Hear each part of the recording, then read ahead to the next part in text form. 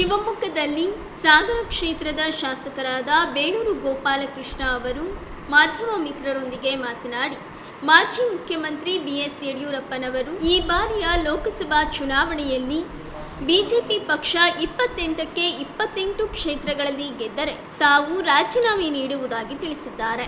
ಲೋಕಸಭಾ ಚುನಾವಣೆ ಹಿಂದೆ ಪ್ರಚಾರ ಸಮಯದಲ್ಲಿ ರಾಜ್ಯದ ಬಿಜೆಪಿ ಮುಖಂಡರುಗಳು ಯಡಿಯೂರಪ್ಪನವರು ಈ ರಾಜ್ಯದಲ್ಲಿ 28 ಸೀಟ್ಗಳನ್ನು ನಾವೇ ತೆಗೆದುಕೊಳ್ತೀವಿ, ಕಾಂಗ್ರೆಸ್ಗೆ ಒಂದೂ ಬರೋದಲ್ಲ ಅಂತ ಹೇಳಿದ್ದ ಮಾತನ್ನು ಕೇಳಿದ್ದೀವಿ.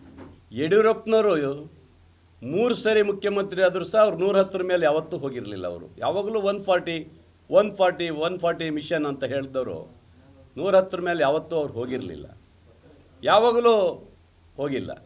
ಆದರೆ 28ಕ್ಕೆ 28 ತಗೊಳ್ತೇನೆ ಅಂತ ಯಡಿಯೂರಪ್ಪನವ್ರು ಮಾತ್ರ ಹೇಳೋದಿದೆಯಲ್ಲ, ಹಾಸ್ಯಾಸ್ಪದ ಆಗಿದೆ ಇದು.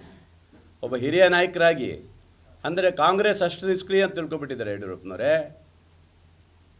ನಿಮ್ಮ ಅಪ್ಪ ಮಕ್ಕಳ ಹಡಬಿ ದುಡ್ಡು ಇರ್ಬೋದು, 3 ವರ್ಷದಲ್ಲಿ ಕಾಂಗ್ರೆಸ್ ಸರ್ಕಾರ JDS ಸರ್ಕಾರನ ಉರುಳಿಸಿ ದುಡ್ಡು ಮಾಡಿ ಹಡವಿ ದುಡ್ಡಲ್ಲಿ ನೀವು ಚುನಾವಣೆ ಮಾಡಿಕೊಂಡಿದ್ದು ಯಾರಿಗೂ ಗೊತ್ತಿಲ್ಲ ಅಂತ ತಿಳ್ಕೊಂಡಿದ್ದೀರಾ? ಚಾಲೆಂಜ್ ಮಾಡ್ತೇನೆ, 28ಕ್ಕೆ 28 ಸೀಟು ನೀವು ಗೆದ್ದರೆ ನಾನು ರಾಜೀನಾಮೆ ಕೊಟ್ಟು ಹೋಗ್ತೇನೆ. ಗೆಲ್ಲಿಲ್ಲ ಅಂತ ಹೇಳಿದ್ರೆ ನೀವು ಅಪ್ಪ ಮಕ್ಕಳು ನಿವೃತ್ತಿ ಹೊಂತೀರಾ?